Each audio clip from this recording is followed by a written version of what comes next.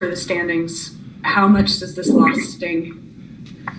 It's just things getting blown out. I mean, we know the context of the season where we're at, and like I said last 2 nights ago when I was up here, it's the biggest game because it was the one that was next, and trying to stay in the moment.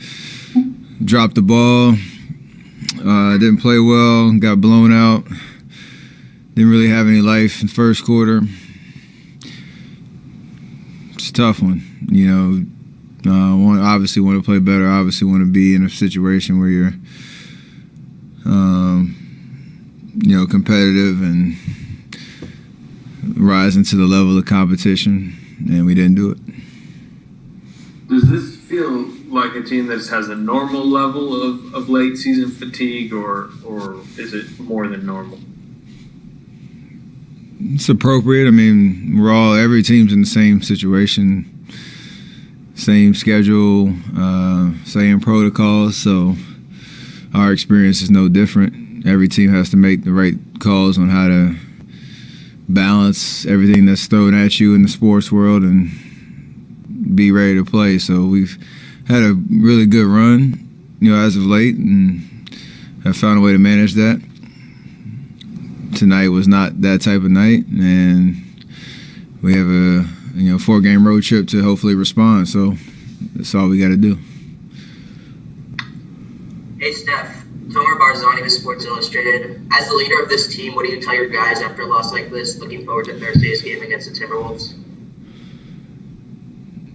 You want to turn the page. You understand that, the Mavs are a talented team. They get paid to play basketball just like we do, and some nights it looks like they get paid more across the board. And so it's just a matter of us trying to remember who we are, remember our identity, not dwell on it too long, and find a way to keep our confidence in who we've shown ourselves to be over this last little stretch. And 10 games to sprint to the finish line. We got to still have a good opportunity. Steph, you guys have obviously had bad games earlier in the year. Is there anything you can point to as to why the effort was so bad tonight? No. If I would have, might have been able to say something earlier in the game to try to course correct. But you got to give them credit. They played well. They played with a level of assertiveness and aggressiveness and physicality, and they had a certain game plan to defend us, and it worked. So we have to make adjustments if teams want to try to do that again, and we have to be able to play better, more aggressive, focused defense to start games. So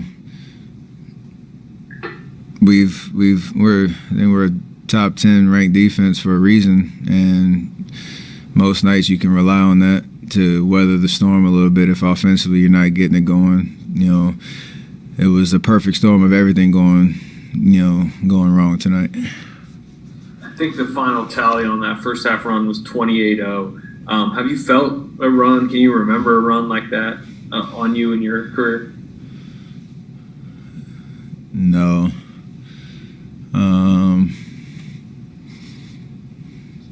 Trying to think. Raymond's whispering in our ear. It hasn't been one since 2009 in the NBA. I guess there's a reason for that. So I was trying to think if we had done it to anybody before. No. Sorry to make you try to find the words for this, but what is that like? The spiraling and then watching it happen to all of your teammates?